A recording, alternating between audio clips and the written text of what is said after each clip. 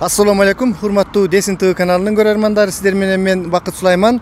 Достор, мына биз өзүбүздүн сүйүктүү мекенибиз Кыргызстандын борбору болгон Бишкек шаарында турабыз. Мен кечээ күнү таң эртең саат 4:30 Кыргызстанга келип түштүм, достор. Кечээ кечке салып, бүгүн мына айтылуу Айчүрөк универмагынын жанында турамын. Азыр күнгө мындай оң келсин деп атайын камераны ушундай жайланыштырдым, достор. Мен тетиги Каражыгаш деген жактан ушул жерге чейин атайын ушул борборду сагынып калган экенмин. Жөө келип, көчөдө кандай өзгөрүүлөр болгондугун баарын карап өзүм келдим. Жакшы Орустун блогерлери биздин жаман гана жактарды тартса, мен колумдан келишинче жетин албай сүйүнүп, ушул өзүбүздүн жалаң гана жакшы жактарыбызды тартууга ниеттенип, ушул саясатта болбосун, каякта болбосун, элдерди ынтымакка чакыра турган мындай кимдин гана болбосун жакшы жетишкендиктерин айтууга ниеттенип, ушундай ниет менен Кыргызстанга келдим. Баарыбызды ынтымакка чакырып, адилеттүүлүккө чакырып, достор, абдан эле өзгөрүүлөр кимдир бирөөлөр тарабынан балким көрбөйттүр, бирок жакшы ушул биздин жашоодо мына мен келатып көчөдөгү өзгөрүүлөрдү көрдүм. Баягындай болуп машиналар сүрө түртүп эме кеткендер токтоп калыптыр. Ушул адамдар адамдар өтүүчү переходтордон кичине адамдарды сыйлап, баягы камералардан коркуп калышканбы, айтор келгиче ошондой нерсени байкадым. Абдан сонун болуп өзгөрүптүр. Өзүм көп ушул күзөт кызматында охранада иштеп жүргөндүктөн ушул охранада иштеген балдардын маяналарын сурадым. Канча суткасына канчаласыңар десем, бир айда 10 күн турабыз. 1200'дөн 12 миңге ушул чоң килтейген Бишкек шаарында 12 миң айлыкка иштөө. Албетте биздин маяналарыбыз аз, экономика абдан отурган. Мына акыркы кездери саясий кырдаалды көрүп жатасыздар, достор. Бир топ эле оор акыбалдабыз да. Ошолордун сүйүнө турган жактарын, күйүнө турган жактарын баарын карап, ойлоп, сүйүнүп ушинтип келдим. Мен колдон келишинче азыр ушул адамдардан маанайлары кандай, ушул акыркы саясий болуп жаткан окуялардан суроого аракеттенемин. Мына азыр келе жатат. Чоңуз интервью берип кое аласызбы? Я кыргызский не знаю. По-русски можно? Сюда, на камеру, сюда. Жан, сейчас подожди, я перезвоню. Понял, на камеру нет. Эче бере аласызбы? Ну, обстановка боюнча акыркы. Эч кимиси баары коркуп жигит. Эмне коркосуңар ай? Достор, бул жерде баары эле ушинтип коркушуп, үркүшүп, бир эме болуп калыптыр. Бере албай жатышат. Эч кимиси тилекке каршы. Мына өзүңүздөр көрүп жатасыздар. Дагы аракеттенебиз азыр кандай акыбал. Эми акыркы акыбалдарды карасаңыздар, достор, мына конституциянын бир мерчемдеринен чыгып, ушул элдин кызыкчылыгы үчүн дешип, бир жаңы кадамдарга бара жатышат. Азыркы бийликтегилер, депутаттар чыгарышып, ал башка бир топтор тарабынан бул өтө чоң мүчүлүштүк мыйзамды сыйлабоо, конституциядан чыгып кетти деген көз караштар бар. Ал эми ошол эле тарапта кечээки күнкү депутаттар бүгүн өз ойлорун алмаштырышып, биз келечекте өнүккөн бир мамлекет болуш үчүн ушундай кадамдарга барып жатабыз деп айтор коомдо эки тарап болуп чоң ажырым бара жатат, достор. Булардын түбү кандай болуп бүтө тургандыктары жөнүндө дагы ар түрдүү божомолдор бар. Иши кылып эмне болсо дагы элибиз тынч болсун, достор. Азыр дагы аракеттенебиз кимдир бирөөлөрдөн интервью алып алганга. Эч кимиси жок болуп жатат. Мына бирөөлөр келе жатат азыр сүйлөгөнгө. Дос, бери 1 минут келип сүйлөп коесуңарбы? Чоң кыз, 1 минуту. Ой, азыр мына бир кыз келе жатат. Эч кимиси тилекке каршы сүйлөбөй жатат, достор. Мен болсо Екатеринбургтан Бишкекке учуп келдим 4:30 кече. Келип түшкү обедке чейин ар кандай өзүмдүн жумуштарымды бүтүрүп, андан кийин кичине эс алып, кече күнү эфирге чыккан жокмун. Бүгүнкү эфирибиз болсо ушул. Эч кандай бир эч кимси сүйлөгүсү келишпейт, баардыгы коркушуп, качып, үркүп. Мына тетиги бир жигит келе жатат Россиядан. Россиядан дейм да.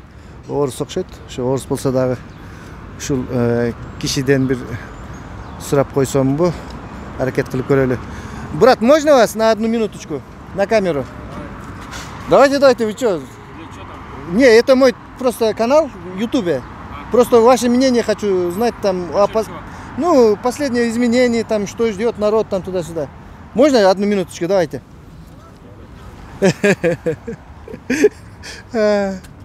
Бары коркушуп мына тетиги апаларым. Апа, бияка 1 минут карап коесуздарбы? Ай, апа. 1 минут карап коесуздарбы? Бары. Качып үркүп, сүркүп, ушундай болуп калышыптыр адамдар.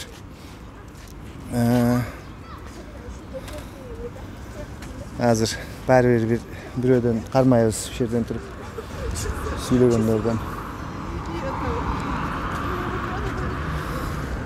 Азыр достор.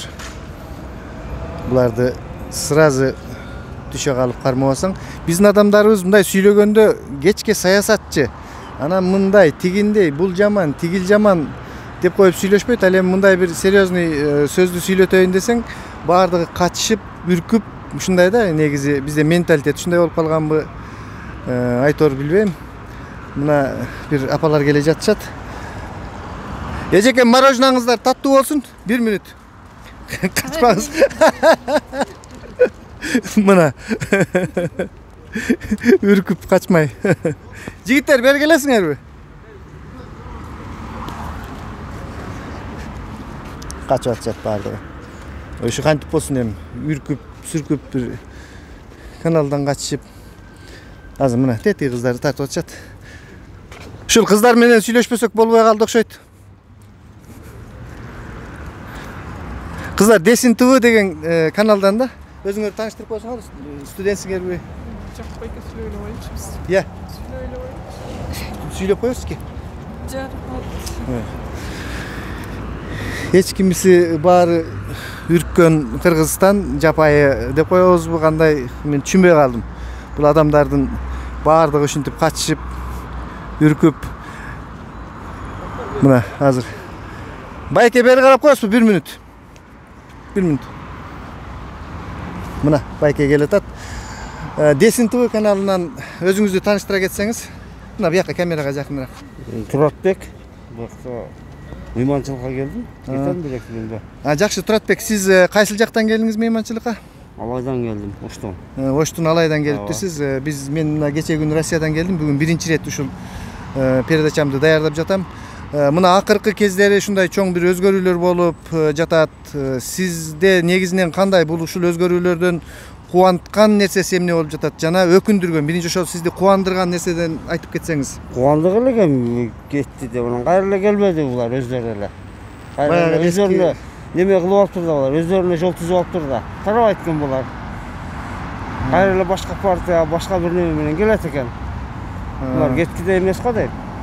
Демек, сиздин оюңузча бир мындай элдин ичинде ушундай маанай бар, ишенич жок азыркы бийликтегилерге, баягы эле адамдар баягы көңүлүн каалаган, эңсеген өзгөрүү демек болбоптур да? Жок, болгон жок. Кайра эле келип атпайбы. Анан могу акыркы кездери келип атпайбы.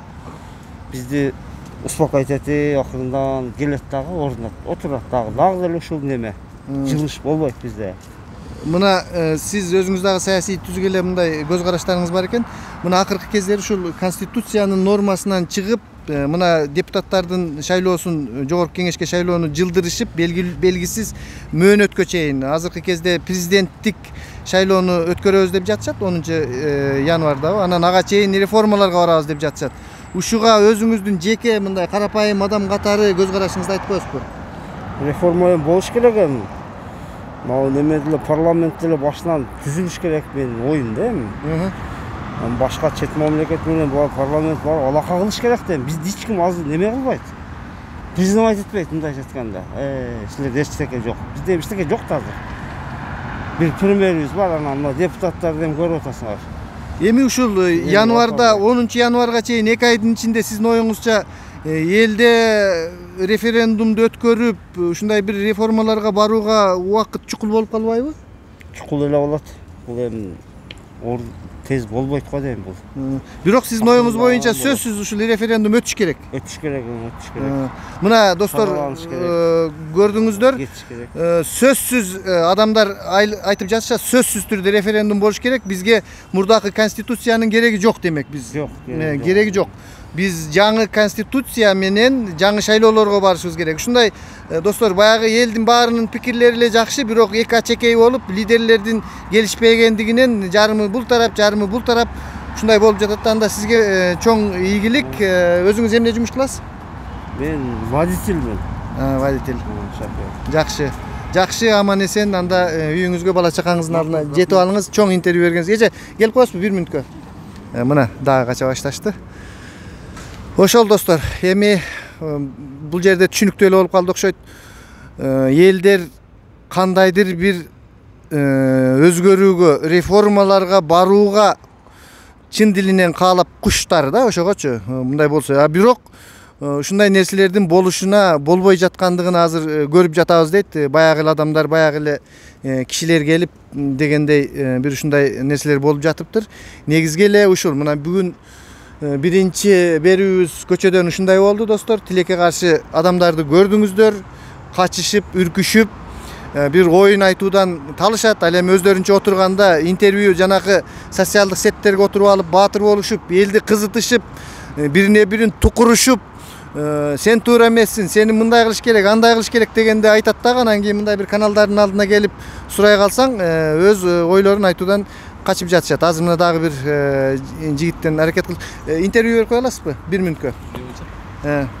Биздин Десин ТВ деген каналыбыз. Мындай, мен Россиядан кече келдим да, анан ушул азыркы кездеги акыркы болуп жаткан окуяларга, ушул 5-октябрдан кийинки сизди кубандырган жана сизди өкүндүргөн нерселер эмне болууда? Биринчи өзүңүздү тааныштырып, анан ошол кубандырган нерседен баштасаңыз. Атым Калмаматов Самат. Өзүм пикетке байланыштуу айтып атасызбы? Ушу Бишкек эле эмес, Кыргызстан, ушу өзүңүздүн оюңуз эмне болсо да. Азыркы кубанганым бул бийликтин алмашканы биринчиден. Ушу барчанын адилеттүү ушу сапар Садыр Жапаровдун абактан чыкканы, Ташиев агабыздын ушу улуттук коопсуздук кызматына төрага болгонугу, алар уже 2 жылдан бери фактыда отурган азыркы чиновниктерге караганда булар уже 2 күндө эле мындай результат көрсөтө баштады да. Натыйжасы бар. Натыйжасы бар. Ошол бизди кубандырат. Кудай буйрса ошол Кыргызстандын келечеги эми оңолот деген. Келечегине сөзсүз ишеним бар, Анан сизди өкүндүргөн кандайдыр бир жагдайлар барбы ушул азыркы жаңы саясий кырдаалда? Өкүндүргөнү ушул биздин байкашыбыз боюнча мурунку эски саясий элиталар кайра кызматка дайындалып атканда анча-мынча кадрларча, ошол өкүндүргөн нерсеси. Анан дагы бир суроо, мына люстрация деп эле сүйлөп жатышат. Ушул бул азыркы бийликтегилердин айтымына люстрация болгондо ошол баягы 3 партия такыр шайлоого катышпаш керек эле да. Анан ушул партиялар азыр кайра катыша тургандай түр болуп жатат. Ушул люстрация мыйзамы боюнча, бул мыйзамды кабыл ала элек, жогорку кеңеш кабыл алыш керек экен да. Ушул люстрация боюнча эски, өзүңүз айткан эски кадрлар, эски партиялар кайра шайлоого келе тургандыктары боюнча кандай ойдосуз? Эми эгерде эл колдобой койгон болсо, каршы чыгып, аны менимче ошол бышка деле менимче каттап айтып болуш керек. Эгерде бийлик ага өздөрү көз жумуп коюп отурган болсо, анда айла жок катышууга туура келип калат да. Жакшы, рахмат сизге ушул оюңузду билдирип койгонуңуз үчүн. Байке, келип коесузбу 1 мүнөткө? Азым байке. Саламдашып коюн. Жакшы. Рахмат. Мен тааныдым Азмайге. Жакшы. Достор, мына болду, эми бүтүрдүк. Менин өзүмдүн агам мени таанып калыптыр. Аяш экен учурашып коеюн дедим эле дейт. Мен тааныбай калып биринчи интервью алайын дептирмин. Ошол достор, анда эмесе бүгүнкү кичинекей кандай десек сөз башы Кыргызстандан болду. Сиздерге мындай көңүлүңөр толорлук бир эме жасай албай калдым окшойт. Чоңдон чоң кечирим сураймын достор. Мындан кийин буйруса сонун бир эмелерди тартууга аракеттенемин. Саламатта туруңуздар. Сиздер менен мен Бакыт Сулайман болдум. Алдыңкы бүгүнкү пландарымды айта кетсем, азыр саат 12-де ушул мага билет алып келген Бүтүн Кыргызстан саясий партиясынын тарапташы иним менен жолугуп, экөөбүз бүгүн Бүтүн Кыргызстан саясий партиясынын штабына барабыз. Кече күнү мен Рахман Разыков менен сүйлөшкөнмүн. Ал киши бүгүн келип калса бүгүн жолугушуу болот, эртеге болсо эртеге. Биз мындай чыныгы бир жакшы күрөштөргө барабыз, сөзсүз. Ушундай бир таза жол менен бирин каралоо эмес, чыныгы фактылар менен. Мен ошондой эле Садыр Жапаровдун тарапташтарынан көп интервью алууга мен абдан көп мекенчил досторум бар, катардагы байестер. Алар менен интервью алууга аракеттенемин. Негизги эле ушул мамлекетимдин өсүп өнүгүүсүнө мындай бир чоң салымымды кошуп кетүүгө аракеттенем да. Мына бул дагы жаңылык. Мен мындайды көргөн эмес элем. Тетиги сунун алдындагы саат 1 болгон, 11 болуптур азыр. Bir muzika чыгат экен, Комуздун күүсү. Ошону сиздер азыр өзүңүздөр күбө болуп уктуңуздар. Саламатта туруңуздар. Сиздер менен мен Бакыт Сулайман болдум, достор.